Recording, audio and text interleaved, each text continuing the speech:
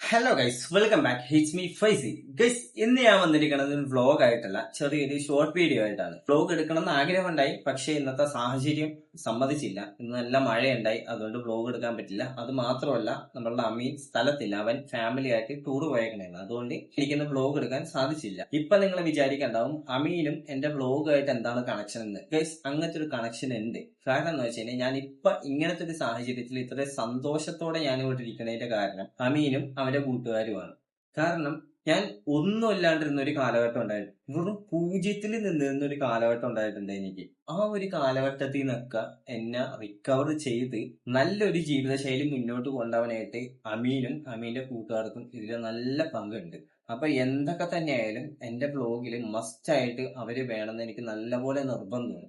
അവര് മാത്രമല്ല എന്റെ എല്ലാ കാര്യങ്ങൾക്കും സപ്പോർട്ട് ചെയ്യണത്. മീൻസ് എന്റെ റാപ്പ് സോങ്ങിന്റെ കാര്യത്തിലായിക്കോട്ടെ, എന്റെ വീഡിയോ കൊടുക്കുന്ന കാര്യത്തിലായിക്കോട്ടെ, ഏതൊരു കാര്യത്തിലും മോശം കാര്യങ്ങൾക്കല്ല, നല്ല കാര്യത്തിന്. നല്ല കാര്യം മാത്രമേ നമ്മൾ ഫോക്കസ് ചെയ്യണു. ആ ഒരു നല്ല കാര്യത്തിന് അമീനെ പോലെ തന്നെ എന്റെ കൂടെ കട്ടക്ക് സപ്പോർട്ട് ചെയ്യണ ഒരു വ്യക്തിയും കൂടി ഉണ്ട്. ഇപ്പൊ ഞാൻ ഇവിടെ നിങ്ങളുടെ മുമ്പിൽ പറയുന്നില്ല, വഴിയെ എന്തായാലും ഞാൻ നിങ്ങളെ അറിയിക്കാം. പലവർക്കുള്ള സംശയമാണ്, ഞാൻ അമീൻ എങ്ങനെ കണ്ടുമുട്ടി, അമീനായിട്ട് എങ്ങനെയാണ് പരിചയം, അമീൻ എങ്ങനെയാണ് എന്നെ കണ്ടത്, ഇതൊക്കെ ഞാൻ മെല്ലെ മെല്ലെ എന്റെ എല്ലാ വീഡിയോസിലും ഞാൻ ഉൾപ്പെടുത്താം. അതുപോലെ നിങ്ങൾ ക്ഷമയോടുകൂടി ഒന്ന് കാത്തിരുന്നാൽ മതി. ഇപ്പൊ ഞാനൊരു ചെറിയ ഷോർട്ട് വീഡിയോ മാത്രം എടുക്കുന്നുള്ളൂ. അപ്പൊ ഞാൻ പറഞ്ഞു വരുന്നത് എന്താന്ന് വെച്ച് കഴിഞ്ഞാൽ, നമ്മളുടെ കൂടെ നിൽക്കുന്ന കുറച്ചു പേരുണ്ടാവും. അതുപോലെ തന്നെ നമ്മളുടെ നല്ല നല്ല കാര്യത്തിന് നമുക്ക് ഏറ്റവും കൂടുതൽ സപ്പോർട്ട് കിട്ടണം കുറച്ചു പേരുണ്ടാവും നമ്മുടെ ജീവിതത്തിൽ. എല്ലാവരുടെ ജീവിതത്തിലും അതേപോലെ ഒരു വ്യക്തികൾ കാണും.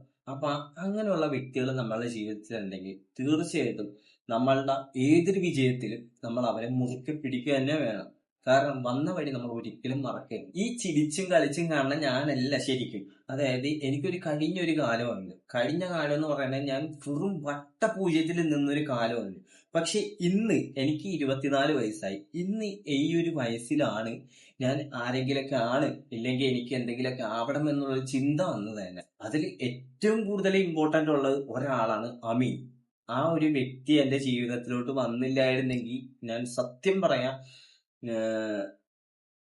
പക്ഷെ എനിക്ക് പറയാൻ വാക്കുകൾ കിട്ടണില്ല. സത്യം അതേപോലെ ഞാൻ തകർന്നു പോയാൽ. അമീനെ മാത്രം ഞാൻ എടുത്ത് പറയാനുള്ള കാര്യം എന്ന് വെച്ച് കഴിഞ്ഞാൽ, ആദ്യം ഞാനും അമീനാണ് കണക്ഷൻ ഉണ്ടായത്. പിന്നെ ഞാൻ അമീന്റെ നാട്ടിലോട്ട് വന്നതിന് ശേഷമാണ് എനിക്ക് അവന്റെ കൂട്ടുകാരന്മാരെ പരിചയപ്പെടാനും നല്ല നല്ല മൂവ്മെന്റിലൊക്കെ ഏർപ്പെടാനും എനിക്ക് സാധിച്ചത്. അതായത് ഞാൻ താമസിച്ച സ്ഥലത്തൊക്കെ എന്താ പറയാ, എനിക്ക് ഒരു വിലയും കൽപ്പിക്കാത്തത്. മീൻസ് ഞാൻ പണിയില്ലാത്തവൻ, തെണ്ടി തിരിഞ്ഞ് നടക്കണവൻ, പറയാത്തായിട്ട് ഒന്നുമില്ല ഇനി അങ്ങ് അറ്റം പറഞ്ഞാണ് ഞാൻ. പക്ഷെ വീഡിയോയിലാണെന്ന് ഞാൻ ഉൾപ്പെടുത്തണമെന്നില്ല. എന്തും ആയിക്കോട്ടെ, അതെല്ലാം കഴിഞ്ഞ കാലങ്ങളാണ്. പാസ്റ്റ് ഈസ് പാസ്റ്റ്, അത്രേ ഉള്ളൂ. ഈ 24-ാമത്തെ വയസ്സിലാണ് കുറച്ച് റീച്ച് ആവാനും അത്യാവശ്യം അത്യാവശ്യം ആൾക്കാരിലോട്ട് ഞങ്ങളുടെ വീഡിയോസ് ഒക്കെ എത്താനും കുറച്ച് പേരെങ്കിൽ കുറച്ച് പേര് തിരിച്ചറിയാനൊക്കെ തുടങ്ങിയത്. ഈ ഒരു ടോപ്പിക്ക് ഞാനിവിടെ അവതരിപ്പിക്കാൻ കാരണം, എന്നെ അന്ന്, അതായത് ഞാൻ എന്റെ നാട്ടിൽ നിൽക്കുന്ന സമയത്ത് എന്നെ തള്ളിപ്പറഞ്ഞവരും പുച്ഛിച്ചവരെല്ലാവരും ഇന്ന് ഈ ഒരു നിമിഷത്തിൽ എന്നെ കോണ്ടാക്ട് ചെയ്തിട്ട് കൺഗ്രാറ്റ്സ് പറഞ്ഞിട്ട്, അന്ന് തള്ളി പറഞ്ഞവരാണ്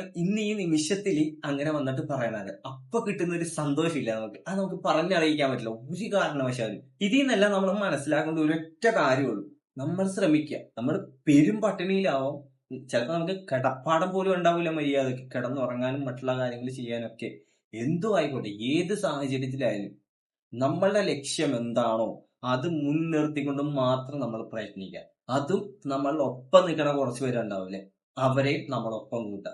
തീർച്ചയായിട്ടും നിങ്ങൾ ആ ഒരു സ്ഥലത്ത് എത്തിയിരിക്കും, ഉറപ്പുള്ള കാര്യങ്ങൾ. ഇന്നത്തെ ആ ഒരു ദിവസം കൊണ്ട് എനിക്ക് മനസ്സിലായി, സൂയിസൈഡ് വരെ ഞാൻ ചെയ്യാൻ നോക്കിയിട്ടുണ്ട്, കൈ മുറിച്ചിട്ട്. അതുകൊണ്ടാണ് ഞാൻ പറയുന്നത്, നിങ്ങളുടെ ഉള്ളിലുള്ള ലക്ഷ്യബോധം, നല്ല രീതിക്കുള്ള എന്ത് കാര്യങ്ങളായിക്കോട്ടെ, നിങ്ങൾ മുറുക്കെ പിടിച്ചുകൊണ്ട് സ്വന്തമായിട്ട് തന്നെ നോക്കൂ. ഇനിയിപ്പോ ആരും ഇല്ലെങ്കിലും സ്വന്തമായിട്ട് തന്നെ നീക്കൂ, ഒരു നാൾ അവിടെ എത്തിച്ചേരും.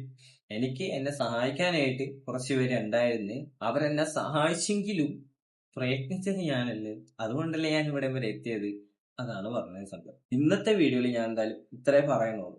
No risk no story. It's me Faizy signing out.